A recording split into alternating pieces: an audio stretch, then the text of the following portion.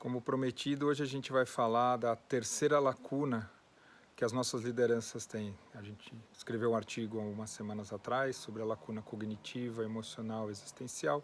Hoje a gente vai falar sobre essa ética existencial. Em 1961, o Eichmann, que era o responsável pela operação de Auschwitz, foi capturado na Argentina e levado para Israel para ser julgado lá. A Hannah Arendt é uma filósofa judia alemã que se identificava sendo alemã e judia e todos os conflitos dela e acompanhou e teve que sair da Alemanha e parar de dar aula e foi para os Estados Unidos, estava em Nova York dando aula quando o Eichmann foi capturado e ela intensamente preocupada ou perturbada pelo que estava acontecendo, pediu para a revista New Yorker para cobrir esse julgamento. E assim foi, na realidade, o que era para ser uma reportagem acabou virando um livro, de onde surge o conceito que a Hannah Arendt fala da banalidade do mal.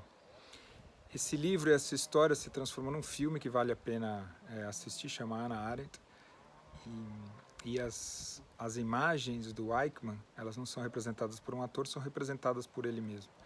E elas são em preto e branco. Tem um momento emblemático, quando começa o julgamento dele, que perguntam para ele por que ele fez o que ele fez, e ele não se diz culpado, ele diz que ele estava cumprindo ordens, e que ele não tinha ideia da consequência do que estava acontecendo.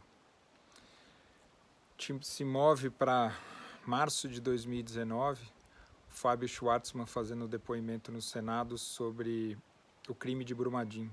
E perguntado, o Fábio Schwartzman disse que a Vale não teve responsabilidade sobre o que aconteceu em Brumadinho, porque ela tinha cumprido todas as exigências legais e portanto, tinha sido um incidente que a Vale não tinha sido responsável.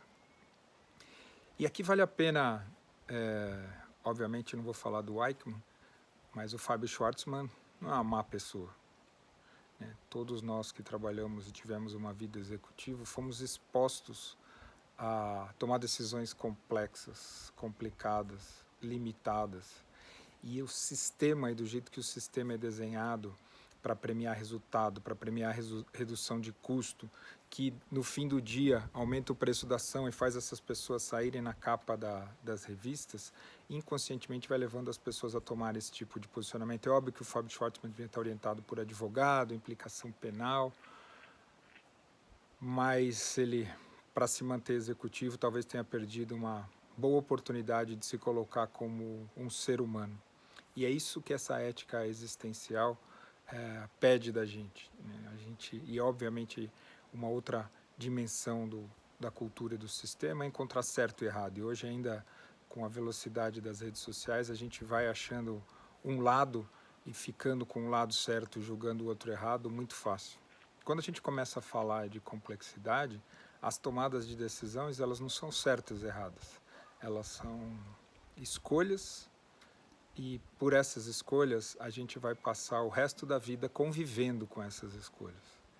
E esse talvez seja o maior dos dilemas das nossas lideranças, porque no momento que fica cada vez mais claro que a gente vive num único sistema, numa única biosfera, onde tudo que é vivo está em relação de interdependência, não existe relação de causalidade entre um evento que acontece aqui e um efeito que acontece depois de um tempo em um outro lugar.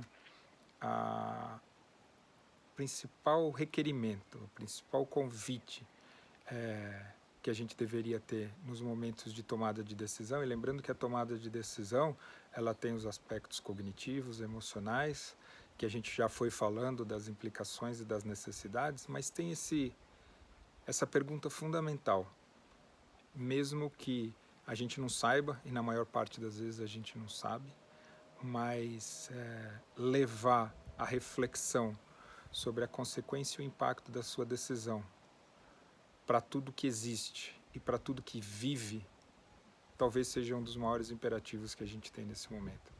No momento que a gente está produzindo as pandemias, a desigualdade social, as questões de aquecimento global, o aumento brutal de doenças mentais, ou seja, a gente está entrando num looping produzidos por nós mesmos.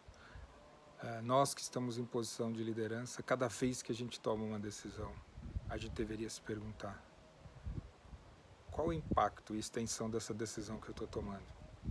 Porque se ela for limitada para você, para o seu núcleo, para a sua empresa, para o market share, para o seu mercado, para o seu estado, para o seu país, ela ainda está limitada.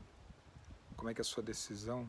Porque apesar de não existir o certo e o mal nessa medida dogmática que a gente encontra, existem alguns princípios importantes que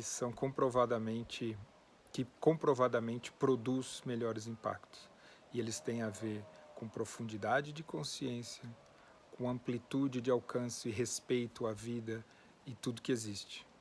Então é desse lugar que as lideranças deveriam estar sendo convidadas e tomarem as decisões diariamente sobre um novo produto, sobre uma nova política, sobre um novo programa que vai além de um ciclo de eleições, que vai além de uma meta anual. O convite é tomar decisões que viajem no tempo, e que mesmo quando você não esteja aqui, elas continuam produzindo impacto positivo.